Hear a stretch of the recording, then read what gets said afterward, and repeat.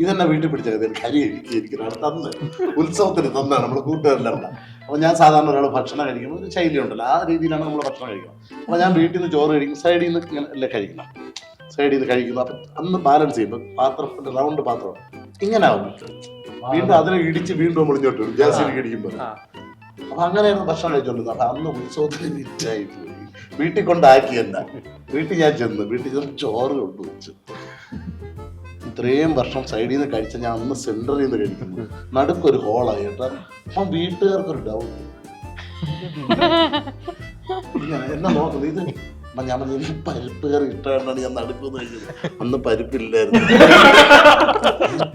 പരിപ്പ് സത്യമാണ് സെന്ററിൽ ഹോളായി.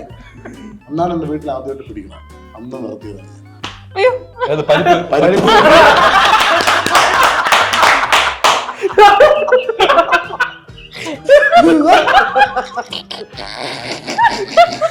പരിപ്പിനോട് ഇഷ്ടമാണ്,